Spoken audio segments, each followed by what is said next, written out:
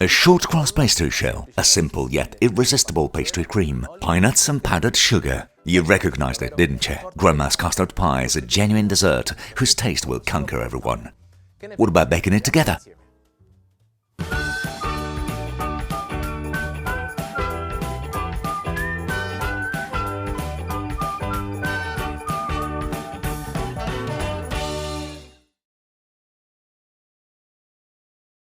This is what we'll need. Cold butter, cubed, flour, eggs, granulated sugar, lemon zest, and pine nuts and icing sugar for the topping. I'll start with the flour and I'll pour it in the mixer.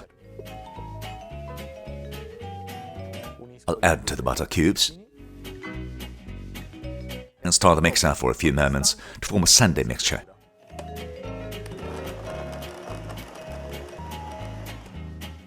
I pour it over the worktop and add the granulated sugar. I prefer this to the icing sugar because it makes the pastry much crumblier. I'll add the eggs in the middle.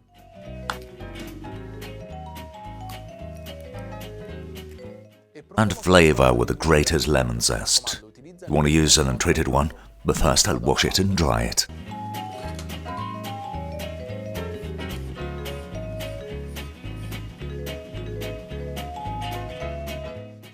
I'll work the dough only briefly to avoid activating the gluten chains. I'll start using a fork to mix the ingredients and then I'll hand knead it.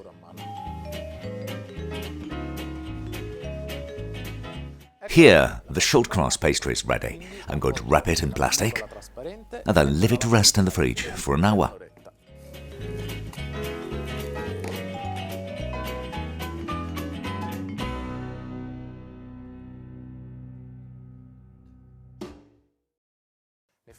In the meantime, I can take care of the custard. I need lemon zest, eggs, flour, cornstarch, sugar, and finally the milk, which I'm going to warm in a saucepan. I'll add the lemon zest, and in the meantime, I'll break the eggs in the bowl.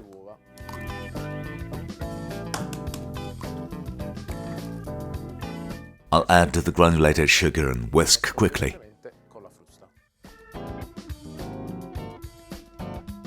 I'll put flour and cornstarch through a sieve.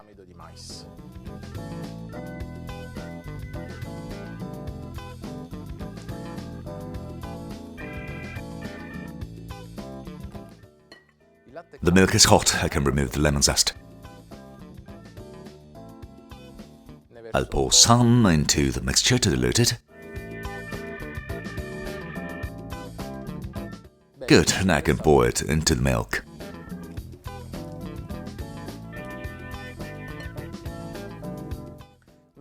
I'll keep whisking it until the cream thickens. Then I'll transfer it into a bowl and cover it with plastic to cool down completely.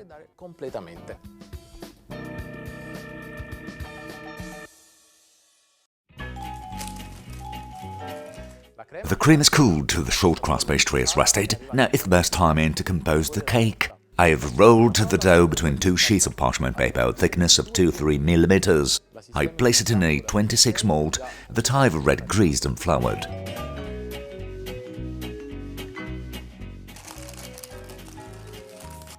Then I press it with my fingers all around the dish. Obviously, should the crack, you can patch it up with the dough. I'll trim it off with a rolling pin and keep the leftovers aside. I'll use that to cover it.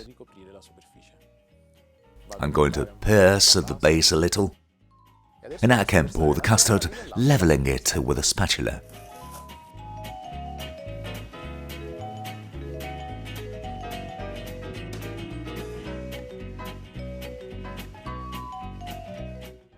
A short survey that our social media girls launched on Facebook discovered that there are at least two versions of Grandma's Pie's recipe. In the first one, you must cover it with short crust pastry. In the second one, you leave it uncovered. So at this point, one should sprinkle it with pine nuts, bake it, and finally dust it with ice and sugar. But for us, the winner is the one with the pastry cover. So I'm going to roll it between two sheets of parchment paper. Start to cover it.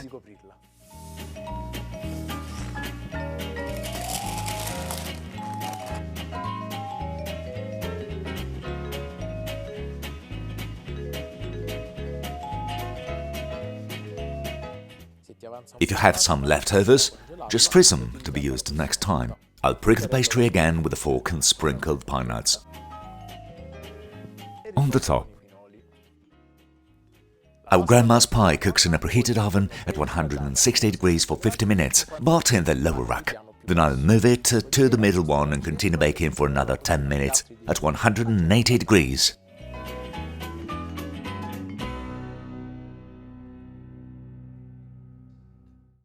Here is my grandma's pie ready and completely cooled.